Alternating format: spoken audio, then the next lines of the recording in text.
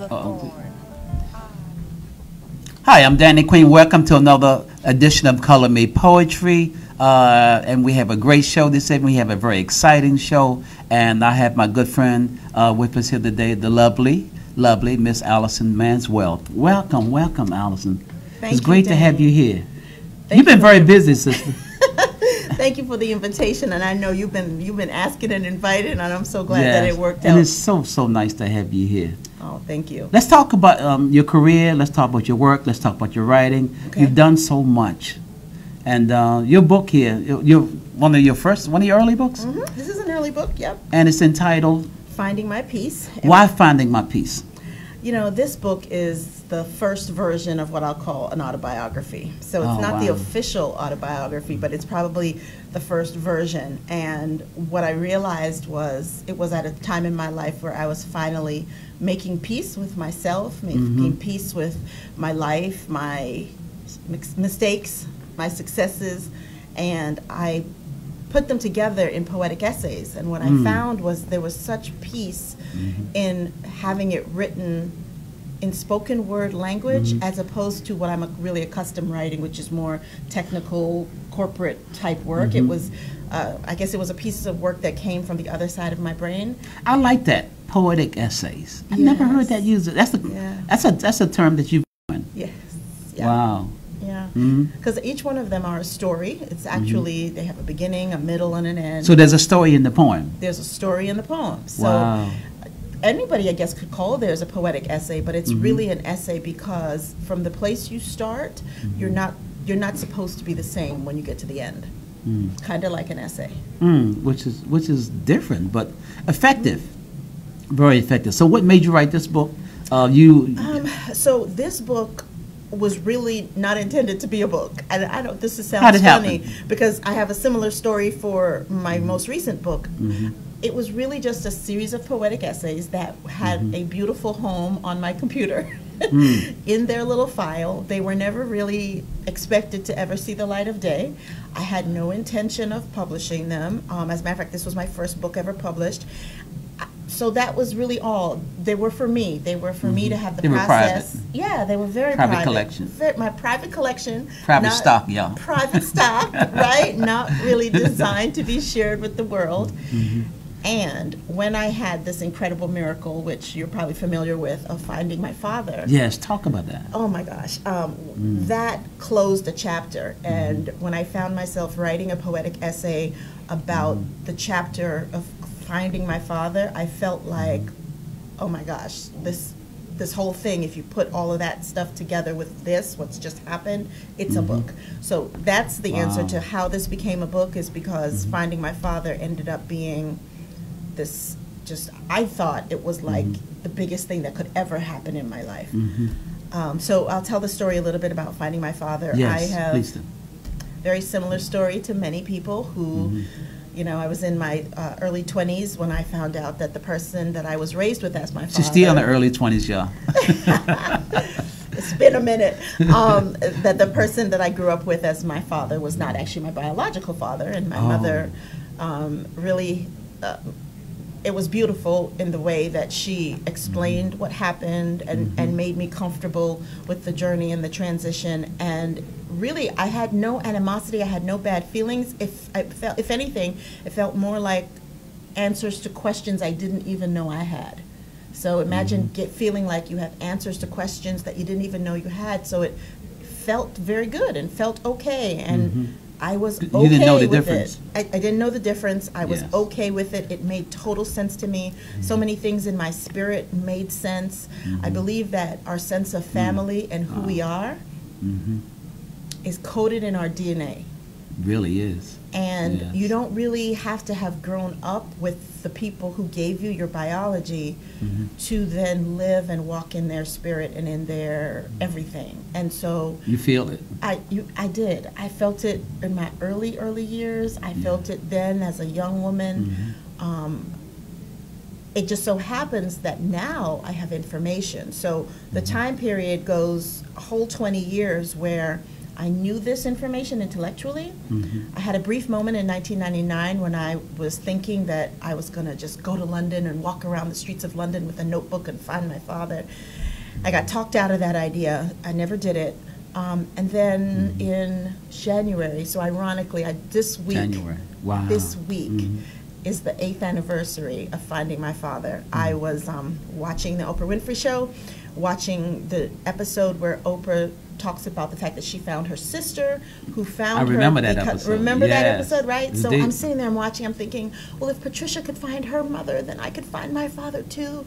And I'm sitting on my couch and I'm crying my eyes out, and I was like, I'm going to find my father. And this is the power of the spoken word. I sat in my couch after years of making peace with not having found him, and I said, I will find my father.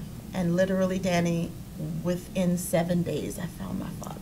In 7 days? 7 days. How did that happen? So, so there's, I think it might have been maybe a Tuesday or some weekday. I'm sitting at the couch, make my declaration. That Sunday, I go to our incredible church, Union Temple Baptist Church. Come on. Pastor Wilson is talking about, his sermon was called, Your Glory is in Your Story. And I'm sitting there thinking, oh my God, he's talking to me. Oh my God. That title, Your Glory is in Your Story. And I'm like, wow. And then I'm sitting, and all of a sudden I'm looking around this church that I had been going to for what, I don't know, maybe 8 years by that point. And I'm thinking, Pastor Wilson knows so many people in Ghana. Why did I never ask him to help me? You never thought about to ask him? It never occurred to me. Never occurred to me. So in the middle of the sermon, I'm thinking, okay, I'm going to ask him. So after the service, I go and I, ask him. He had known the story a little bit because he gave me an African name at one of our Kwanzaa ceremonies. So he had known a little bit about the backstory. But this was my first time making the formal ask. You remember your name? Yes, Nalamle. Well, that's my Ghanaian name. And it means? My Ghanaian name, Nalamle Sunkwa Mills, means my father's first daughter. Wow, I want to know your name. Yeah, so of course, Pastor Wilson said he would help me, and so he told me to write my father's name on a piece of paper, and then, of course, on Monday, he would reach out to his contacts in Ghana. So I go home from church, go back on the internet, go into Google, and I had done this search a million times in the last 20-something years. I type in the name, same name I wrote on the paper for Pastor Wilson, type it in the same way I had been doing, and this one Sunday, Google comes back and says, did you mean, and corrects the spelling of Sunkwa Mills. Yeah, they do that. And I'm like, yeah, I think that's what I mean. They want to be sure that's what you mean. Yeah, right? Yeah, so literally with that one click, it just pulled up a whole bunch of people. And those ended up being my cousins, people who are in my generation. Really? That I randomly picked out, I think it was 6 people, and sent them a Facebook message. A very vague Facebook message. Hello, my name is Allison Manswell. I'm just wondering if you know. If y'all my peeps. Yeah, I did the corporate version, right? Yeah. I'm just wondering if you know Dr. Harry Sunkwa Mills. And then 2 of them replied back, and that was the beginning of a beautiful, beautiful You remember what they story. said then when they replied? Oh, absolutely. I so remember. So Samantha, my cousin Samantha, Sunkwa Mills was the first one who replied, and she replied to my message one day while I was at work. And I literally remember the moment I'm standing in the hallway, I'm looking at my phone, and she says, yes, he was my uncle, my father's brother. Oh, wow. And I was like, he was your uncle, your father's brother. Like, isn't that like something? that means Like 1,000,001. Like, this is the right family, this Yeah. is the right connection. And what is ironic about Samantha being responding was, when I was writing the message to her, again, I was so, I don't even know, I totally forgot about the feature of cut and paste. So, like a dummy, I was sitting writing the same message 6 times. Wow. So when I got to Samantha and I'm typing the same message, something felt like she's my sister. Like my whole body felt like. Felt the bond. Felt like Yeah. she's my sister. But then I could literally feel like my brain was going, no, she ain't. She ain't your sister. She's your cousin. And then my heart is saying, no, she's not. She's your sister. And my whole You're debating with yourself back and forth. I am debating with myself, and I can feel the feeling, the conflict in my body while I'm typing the message.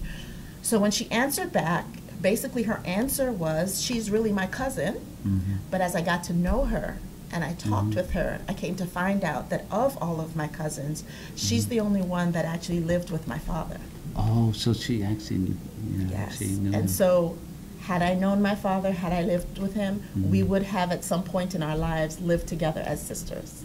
Wow. So we were, both parts of me were actually right. So you truly African American. Absolutely. So well, that, you know, I'm African, Caribbean, Canadian who married an American. Yeah, no, you got all that stuff.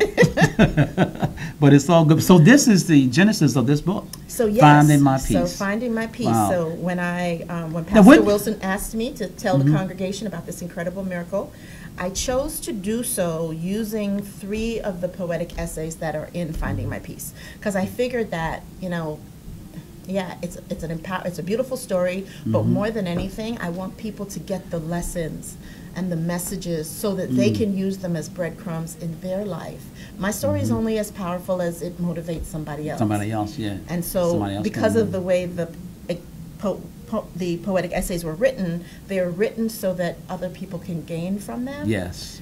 And then when I did that, I I told the church the story using the essays, and then when I did that, the AV guy, remember the guy in our AV department, he was crying afterwards. He was like, "Oh my God, you need to put this on I'm YouTube." about to cry now. No, that's a great story, though. So, yes. So can you share a piece with us from that? Yes. I'll share a piece from the book, because that entire story I just talked through is actually on YouTube. So I won't share that. I won't share that one. I'll share another one. Okay. This is from Finding My Peace. This is from Finding My Peace, and this is one of my favorites because it was written for my 3 sons. Oh, wow. And so this is, I know so many women struggle with, how do you be a powerful woman in the world, raise your career and raise children at the same time? And everyone who knows me knows that my boys mean the world to me. Yes. And I'm personally very ambitious, and there are things that I know are meant and part of my destiny. So this piece really is the combination of those 2 pieces of me. It's called More Than You May Ever Know. When I gave birth to you, I was absolutely sure that there was no way to love a human being more than the depth of emotion you brought out of me, that insatiable desire to be the best mother I could be. There is something divine about the way we forget the torture of childbirth, and I would even bet that there's a top secret program somewhere in our brain that erases only that particular pain. Because how is it possible, after the condition we were in, that we would turn around and do that all again? That must be why I know for sure that a mother's love is cemented at her core. Now that I'm a working mom, I understand the challenges of going to and from a world where I'm expected to perform at my best, and a home that should feel more like a nest. It's hard for me to leave when you need me most, even if it's just to take the crust off your toast. I know it seems like I'm always working, but you have no idea how much it's hurting to hear you outside the office doors, knowing that we could be down playing on all fours. Every moment we spend watching your favorite movie is savored like every moment should be. I would love to go on every field trip, and there are some meetings I just can't skip. I want to be there for your every game. Whether you score or not, that's your 15 minutes of fame. Just to watch you play and enjoy what you love gives me a sense of fulfillment far above any recognition that I could ever get in my career, in my business, in any other outlet. What I do at work is my play. It's how I make a living every day. Yes, it contributes to our family budget, but more than that, it is my outlet to express and fulfill my life's mission to help millions of people to live their vision. It provides income for our household, but more than that, it lets me unfold into everything I was created to be, to do, to have, and to help others to see. I know that it's hard for you to understand when I'm not there and you miss your mommy's hand. But my very solemn promise to you is that I work this hard so you won't have to. Start your life from financial scratch. When you grow up and you have a wife, I'm setting an example, and you will work hard too, but the difference is that money will work hard for you. This is not just about you and me. We are looking to the future of our family tree. We are more than just parents raising our children. What we do or don't do affects the next 7 generations. Your father and I did our very best to ensure that we showed you how to manifest abundance, compassion, and a spirit to give. Accomplishing that will make our lives well lived. At bedtime, when I lay down by your side, I think about how many parents have died without saying I love you one last time, and I'm thankful that experience was not mine. In case it's ever cloudy and you think it doesn't show, your mommy loves you more than you may ever know. Wow, how beautiful. Do it for the children. In the love of every man, woman, boy, and girl, you can find the key to the heart of the world. For each and every one, gotta find a better way to do what some say just can't be done. Do it for the children and all that you do and say. Do it for the children. A lifetime of love got to be a better way. Do it for the children. Teach the children the truth. The seed of innocence is the innocence of a child is a seed of truth for all to see. Teach the children the truth. They're the fruit of the family tree. There's so much that the world needs that there's just too little love. But all we really got to do is give a little more love. Do it for the children and all that you do and say. Do it for the children. A lifetime of love got to be a better way. Do it for the children. Teach the children the truth. Wow. That's beautiful. That's beautiful. That's beautiful. Yes. I mean, those stories that you tell in the book, this takes me to a certain place. And it expresses the love that you have for those 3 boys. now I'm going to ask you the next question is, what's it like raising 3 sons with no girls? I know, right? Well, trust me, I got more girls come through my life than you'd ever imagine, right? I know that's right. It is the joy of my lifetime. Really? Like, really. What are their ages now? So they were younger then. Yeah, they were much younger then. So this is now February, so my oldest is about to turn 27. 27? 27. Oh, wow. My beloved Malcolm is about to turn 27. My second son, Michael, is 22. And Maurice, the baby, is 16. Wow, and I knew them when they were little kids. Little, yes. Dragging them to church. Hey, coming to church. Yeah. Mommy, I don't want to go downstairs. You're going to take too long. And I'm down there talking to you forever. And then I get to the car and they said, you said we were only going to be a minute. Yeah. So now you guys know it was his fault. Though. Do you think it's different raising boys as opposed to raising girls? Oh, yeah. So to be honest, I can't speak as an expert because I have no girls. But from my friends who do, remembering myself and especially seeing how times have changed, it is incredibly different raising girls. And what is ironic, this is God's cruel joke, when I was younger, I didn't want anything to do with boys. I just wanted to have girls. All girls? I just wanted to have girls. And my sister actually wanted to have only boys. And so God gave her 2 girls and gave me 3 boys. Wow. And what I know now that I didn't know then was that there's an incredible bond between boys and their mothers. And I'm sure there's an incredible bond between mothers and their daughters as well. Yes. But Close I ties. think my bond with my son is one of reciprocal protection. So they know intuitively that I am a mama bear at heart, and I will. Mama in chief. Yeah, I'm mama bear. I can be the warm, cuddly mommy, make everything okay, and I will rip you apart. You come out the bag on, boy, don't you tell me. Yeah. So, well, I come from a family of 7 sisters. Yeah. You come from a family of 7 sisters. You learn some things about women. Yes. So I think that's what I would say is that they bring out the best of both sides of me, the caring, nurturing. And I will also say, as an African American mother, there's a very fine line of balance that we need to learn to walk. And I think we need to do this a little better than we do.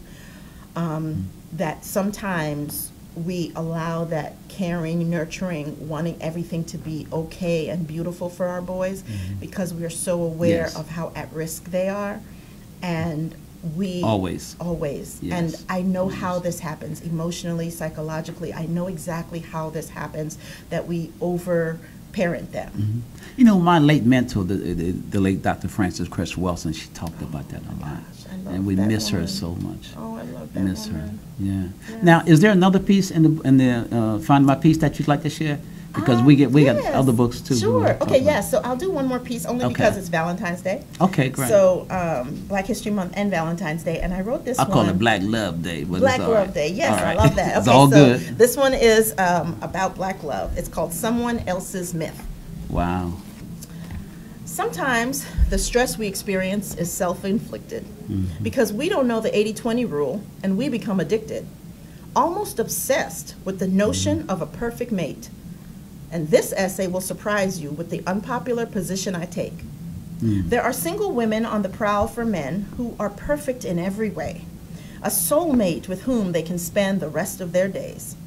Yet there are lots of men that these women wouldn't pay any mind because they don't match the criteria they're trying to find. There are married men wondering where has the romance gone and why their wife won't mow the lawn. Will you admit to being one of those looking to rediscover the sex that used to curl your toes? Lord have mercy. So here is what I have found during my years of being a wife, that no one is perfect, and lulls in relationships are called life. I've learned that the perfection we seek is only an illusion, causing stress, whiplash, and mass confusion. We spend too much time reviewing each other's faults while each partner slowly locks up their heart like a vault. Instead of supporting each other and expecting the best, women take counsel from single girlfriends starving for sex. And men listen to barstool divorce horror stories and then go home and create a self-fulfilling prophecy. Do you wonder why he doesn't write you love notes? Or have you forgotten about the mortgage check he stroked? His idea of romance isn't what you had in mind, but do you realize that working overtime can kick your behind? You don't want roadside roses for your birthday, but what have you done for him lately in terms of foreplay? He comes home not wanting to talk very much. Do you realize that he just wants your tender touch? Conversation is the last thing on his mind. He just needs to know that his woman can be hardworking and kind. He doesn't need to be reminded of your high-paying job, and he certainly does not like being referred to as a dog. He knows that your cape swings unwrinkled in the air. He just wants you to run your manicured fingers through his hair. Lord. There will always be women who will listen better than yours. Come on. But be careful, red lights flashing at those who open their doors to become your confidant and then reaffirm how terrible she is without all the information and no concern for your kids. I'm sure your wife shows her love in the things that she does, and somewhere, somehow, that should give you a buzz. She makes time for laundry, cleaning, and fixing the family meals, and buying expensive panties to turn up her sex appeal. Try handing her a towel when she gets out of the shower. Then let the kissing games begin. Don't stop. No, lower. Everything you're looking for in her must be present with you first, or you can be sure that your woman will never measure up to this distorted view of who she should be and what she should do. You both need to sit down and honestly assess if your partner has 80% of your must-have list. If so, then choose to be happy with the one you're with, because the perfect mate is a lie. That's someone else's myth. Wow. That's all I can say. Wow. Valentine's, Black Love. Black Love. And what's important, I think the other reason probably why I don't talk about this book very much is that this book also helped me to get through my divorce.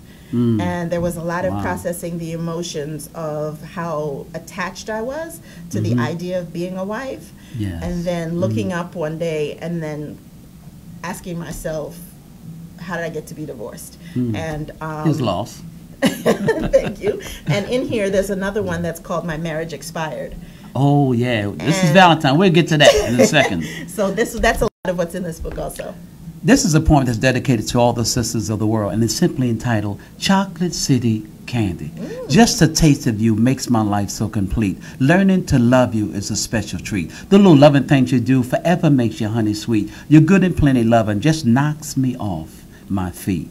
You're my sugar baby, peppermint patty pearl, my M&M plain chocolate city candy girl. My lifetime lifesaver, Fifth Avenue, Lovers Lane Park. My butterfingered whatchamacallit, set sweetness in the dark. Now and later, you'll always be my Mary Jane, my baby Ruth, my mounds of almond joy. Chocolate honey, sweet tooth. Let me be your payday, sugar daddy galore, your 100 grand, Mr. Goodbye for sure. And when you turn on your total Tootsie Roll charms, your chocolate cherry kisses make me melt in your arms. You're my sugar baby, peppermint patty pearl, my M&M plain, chocolate city candy girl. Oh, that is beautiful. I wrote that for a friend of mine some years ago. Oh, he was trying to run some game. Yeah, I was macking a little. I was macking back then, you know. But a friend of mine whose name was Candace, and so they called her Candy, spelled with a K. So I went in the store and started looking at these candy bars. I said, let me do something creative for her. And I came up with Chocolate City Candy. Oh, I see. I got it. So you wrote it for you, for your benefit. Yeah, I get that. I was trying to get some points. You would have got some big points. That's very good. Now, what about that other piece you wanted to share before we move on? Oh, you want to come back to it? Yeah, we can come back Let's to come that. back to it. I mean, I think that we shared a lot about this particular book, and like I said, there was just so many different times in my life that I think writing these essays helped me through it. Yeah, but I want you to share we'll come back to the marriage piece because you can help somebody else. But also, we want to talk about your other books as well. Okay. And we want to talk about your work as a life coach as well. Okay, sure. Do you want me to share that piece now? Yeah, let's do this. Yeah, okay. the life All right, coach. so if you're really curious, I'll share the piece about and then we can go into inspired. about your work as a life coach. So this is interesting because I don't think I've ever read this out loud. Good. So let's help somebody. We're going to help somebody today. Right? Yeah. Help somebody. Okay. Mm-hmm. All right. Okay. My marriage expired. When I told a friend of mine that I was getting divorced, she thought I was joking. Not serious, of course. No, really, I said. Our marriage is over. She looked stunned, bewildered, like she was hit by a boulder. Not you guys. The classic Huxtable family? What in the world? How could this be? I promised to answer all of her questions in time, but for now you should know the children are fine. I gave her time to process through her shock, then began to explain the effect of our marriage clock. On the wedding day, we both were full of promises and fire, but I have come to learn that a marriage can actually expire. When we got married, we thought we were fully grown, but the seeds of our childhood had only recently been sown. Just below the surface lay our unfulfilled needs, which we both tried to fill with ambition and household deeds. Friendship, love, and babies are simply not enough to guarantee together forever when there's other stuff. Relationships are a complicated thing. Wedding bells, good intentions, and the exchange of rings are just not enough to keep a marriage tight. After you leave the reception, the first dance, and the wedding night. It's like milk, left in the fridge too long. We simply grew apart and no longer belong in a relationship that does not feel good and does not yield the basics that a marriage should. I finally understand what has felt wrong for a while. If a marriage were a marathon, this would be the hardest mile. Hear me clearly. This point is big. Not all marriages expire just because mine did. Details and blame won't be shared in public. I'm determined to resolve this with dignity and logic. But there are some pretty juicy parts to this story, but I don't intend to initiate playing dirty or to destroy the man who is the father of my kids. I simply release him. He has his own life to live. What is important for others to know is that some marriages last forever and others go down the path that spoiled dairy takes when abandoned in the fridge with leftovers and cakes. People come together for various reasons, sometimes for a lifetime, but often for just a season. You have to learn the difference and know which one you're in, or you'll find yourself in a battle where no one will win. If the purpose for which the union was originally intended is fulfilled over time and not spiritually extended, both parties will begin to feel out of place. They will grow apart, as in my case. Hear me clearly. This point is big. Not all marriages expire just because mine did. I love to see Jet Magazine, where I read about couples who have been together for 30, 40, 50 years plus and have gems of wisdom for the rest of us. They tell the secret of how their love stands through true trials, tribulations, and adversity's cruel hands. I love to read about their great-great-grandchildren and the words of advice they have given us young'uns. So clearly, some marriages last a lifetime or more because some of those couples look like they have been together before. Hear me clearly. This point is big. Not all marriages expire just because mine did. Wow, cheaper to keep her. That's beautiful. Thank you. Wow. Thank you. That's very difficult. How did that come to you? Did it come all at once or in parts? Oh boy, that's difficult.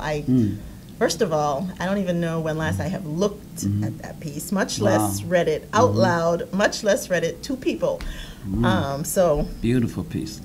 I think it was just over time, you know, like any relationship, nothing kind of happens overnight. And I don't really think that the biggest lesson or the important point is that my marriage expired. I think the most important point is figuring out everyone's individual process. What is that process for you?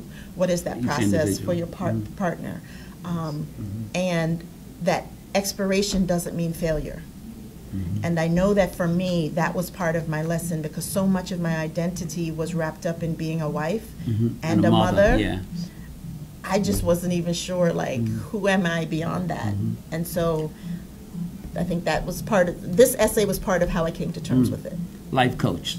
Yes, and so that, therein lies the answer to why I even published these, because in my work as a life coach, I have an unconventional approach. That's not a standard life coaching approach. And what I found was many of my clients were going through some of the same standard issues that I was going through, not just as a black woman, but just as a woman in general, as a person trying to make a life and do better. And so I found that these essays were helpful. So that's why it's not just a book of poetry, but at the end of every one of the essays, there's a series of reflection questions. And it was the reflection questions that were generated from my work as a life coach. That helps a lot. Yeah, those questions. So this is, I love this book. This is called Finding My Peace, as we see it on the screen once again. Empowering Poetic Essays from the Soul. Wow. Now let's talk about your other books. So my other books, I'll talk about the Champion's Ride first, because that's the one that kind of brings us up to today. This one, I have to tell you, all of my books start from a problem that I'm trying to solve. And the solution has to come full circle together in my head, and then I have to be emotionally and spiritually pushed. A life coach poet, yeah. to put them into words. So this is the story behind this book. My oldest son, Malcolm, at the time he was probably 12, about to turn 13, in middle school. He's a brilliant child. I mean, literally, he's brilliant. And people who interact with him now know that he's a marketing genius and brilliant, right? But let me just tell you, at 12, 13, Malcolm was just, you know, how should I put this? He didn't need to try very hard. Let me put it that way. He didn't need to try very hard, so he often didn't. And I was at a period in my life where my clients in the coaching, corporate coaching, sales coaching, life coaching clients were doing extraordinarily well. I had so many accolades of how well my clients were doing, and I would come home and I would have a voicemail message from the teacher and all these challenges that Malcolm was having at school. And I'm thinking to myself, how is it possible that I could be successful during the day with clients and my baby boy is... He's a kid. You know, right? Doing what kids do. He's doing what kids do. But he's not a typical kid. Middle school, right? Yeah. But of course, he's my first one, so I didn't know it's just all going to work out in the end, right? However, my professional expertise of writing curriculum and designing solutions around learning collided with this anxiety of being a mom. So I tricked him. I said, Malcolm, I've written these exercises And if you do all these exercises that I wrote, I'll throw you a big party when you turn 13. I'll get a DJ, you can invite your friends, we'll make a real big fuss. And he fell for it. So he did the exercises. To bribe your own son. The bribe worked. But what was beautiful about it was that the exercises were actually very scientific. And they were strategically... Well, he didn't know that. No, he didn't know that. They were strategically written to take him from the mindset he was in, which is, I don't really care about school that much. This ain't really that important. It's going to be okay, you know, right? Typical middle schooler, to something switching in his mind to now being able to see his vision of where he is. There's a powerful story about the Champion's Ride. There's an exercise in it, I forget what page, but it's called Passion to Profit. And it literally takes a young person through thinking about what is the thing they love to do most, what brings them joy, what would they do for free, and tap into that. So I had this boy sitting at the kitchen table. This is an important book for young people. That's what I've heard. All of the feedback that I've heard has been so incredibly positive. So I have him sitting at the kitchen table. We're going all the way through this. Now at the time, the answers to his question about what brings you joy, Malcolm, the answer to the question was, I just want to play soccer. That's simple. Oh, that's it. That's all I want to do. I just want to play soccer. So we went from top of the page, I want to play soccer, to all the questions that work all the way through the process. And at the bottom, I realized, and I said this to him while I was sitting there, I said, Malcolm, you like playing soccer, but you don't really like the running up and down that much. What you really like, you really like the merchandise and the stuff and the clothes and the shoes and the lifestyle, right? Go with it, I said, I think you're going to grow up and you're going to work for like some big brand or something. You're How old was he at this time? You're going to work for Nike, or you're going to create your own brand. I said that out of my mouth at my kitchen table. Does he remember you saying that? I think he does. I think he does. Well, here's why he you were planting seeds, though. I was planting a seed. But also the data. I now had a piece of paper, which is now data that says his passion, potentially his skills are more around marketing and merchandising and branding. Follow your passion. And all I did was plant the seed. Yes. And I will tell you what, my son has worked for the biggest brands. He's worked with Nike. He's worked Nike strategy. He has created his own brand, Sneak Heat. So this brings us back to life skills. So you knew that then? That's why the book is called. And that's why it came about. So it's called The Champion's Ride, Success Skills for Teens from an SUV. And literally it's called that because the idea for the book came to me when I was driving him to soccer practice in our SUV. Wow, look at that beautiful cover. How'd you come with a cover like that? That's beautiful. Let's look at that cover. That's the view that I was looking at when the idea for this book came to me. That is literally the view I was looking at. Oh, it just popped in your head. It popped in my head to build an analogy of 10 success skills and to build it around the pieces of an SUV, because you know, cars, trucks, that kind of stuff motivates young boys, especially our boys. And it's captivating. And it's captivating. And I figured if I could, what I did was I told him, you know, if you understand the different parts of an SUV, you can understand how to be successful. You know, it's kind of like the GPS. And I started talking. And I swear he wasn't listening to me because he didn't look like he was listening. He didn't even pretend to be listening. All right, life coach, listen in. Let's listen in now. Okay, so that was the Champion's Ride, and then so years later, because Champion's Ride was finished in 2015. Fast forward now, it's 10 years later. It's like 2000. Wow. So it's 2005 when I wrote Champion's Ride. It's now 2015. We're in the middle of #overload. Police brutality was at an all-time high. I don't really think so. No, it's not that it was at an all-time high. It was at the point where we were just beginning to have it be recorded and broadcasted at these alarming rates. So although it had been happening all the time, the rate of us finding out was increasing. And Black Lives Matter comes into... And Black Lives Matter was coming into play. It was probably the most emotionally difficult time of my life to know that I would be going to work every day, expected again to perform at my best, and I have two sons who at the time, Malcolm and Michael, were both drivers, and then Maurice was Tamir Rice age, running around playgrounds, right? Yes. And every day that I go to work, these 3 boys are at risk. The people that I love most, the ones that my universe revolves around, are at risk every day. Yes. As a black And parent. at the same time, Sheryl Sandberg's book came out called Lean In, and it was about women in the workplace. So, you know, everybody's talking about this book. You couldn't be at work without talking about this book. So I buy the book, reading the book, and I was talking to a friend of mine, and I said, you know, I just can't get into this book. It's just not resonating with me. Like, when is somebody going to write a book about being black in the workplace? She goes, when you write it. You're right. I said, no, I'm not doing that. I'm not writing no book about Well, race. you black in the workplace. She said, I guess she said, well. I said, no, she knows you're writing it. I'm not writing it, because if I talk about that, spill the tea, I'm going to write a real book. And now that would be career suicide. I'm not doing that. And you ever have something that you say or somebody says to you that just won't leave you alone? Yeah, it's a challenge. That's what it was. Yeah. And I will tell you maybe that subconscious. that's exactly what happened. Yeah. That book didn't leave me alone.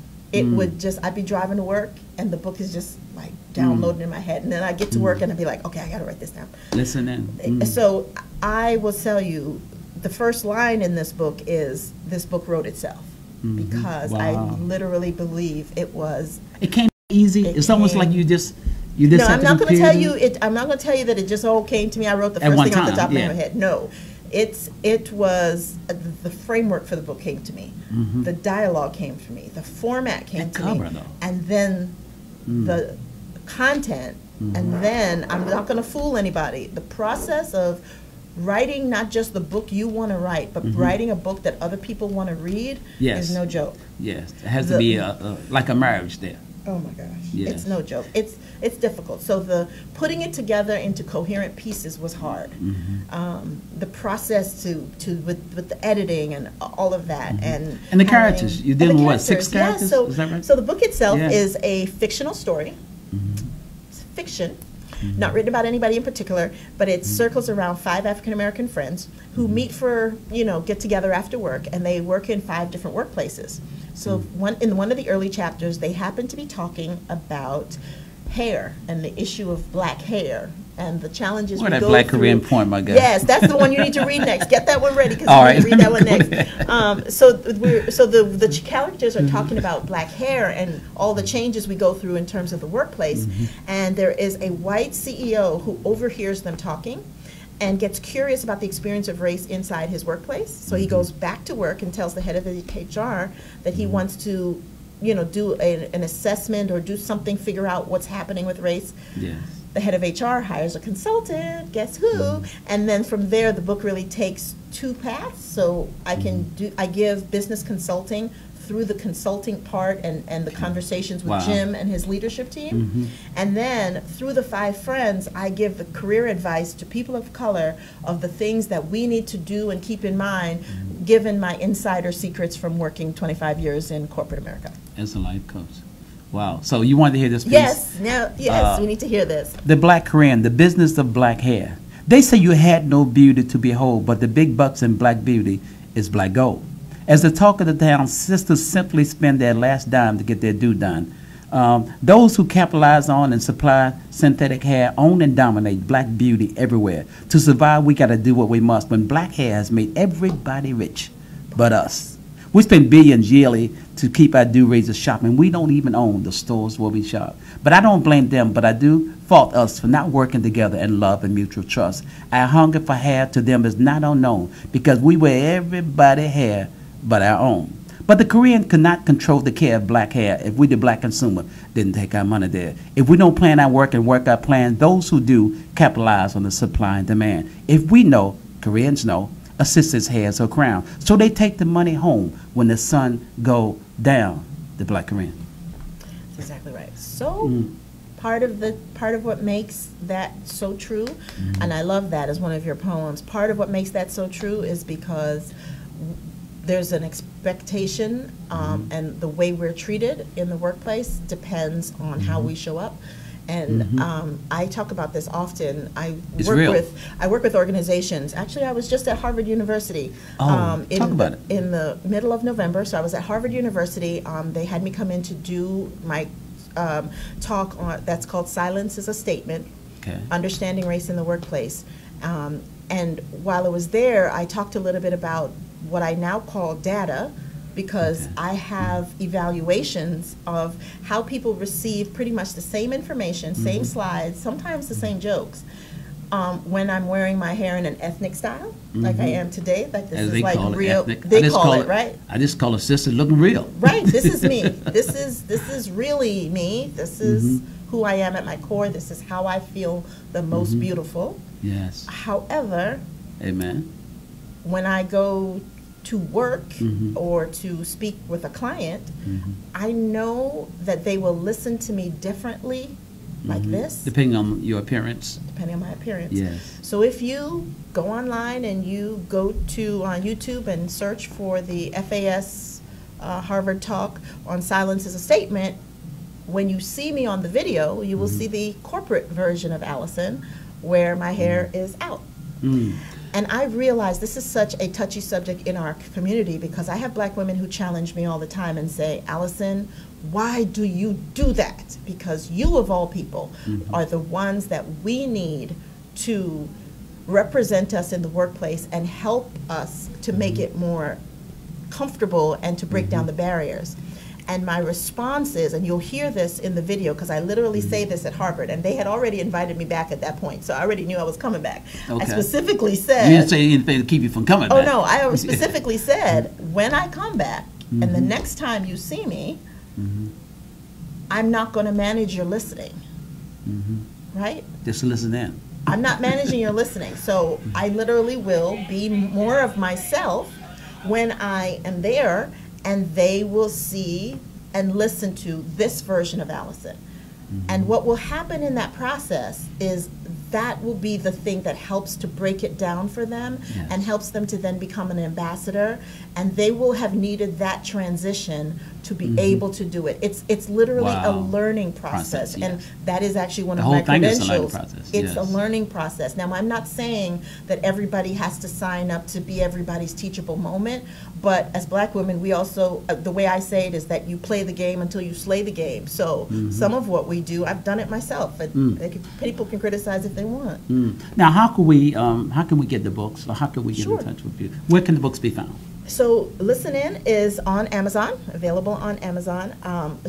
Unfortunately, The Champion's Ride and Finding My Peace aren't sold on Amazon anymore, because I only use them in smaller private settings. However, people can find me online at pathforward2impact.com. That's our website for my consulting company. So that's pathforward2impact.com, as well as AllisonManswell.com, which is my website. Allison, we thank you, sister, for coming and sharing with us. We're going to have you back. Thank you for the invitation. Yes, I it's been beautiful. Appreciate. Thank you for being patient and for having me on. Thank you. It's been beautiful. I'm sure the response is going to be overwhelming. I'm Danny Queen. This is Color Me Poetry, and until next time, please color me poetry. Thank you. Listen in.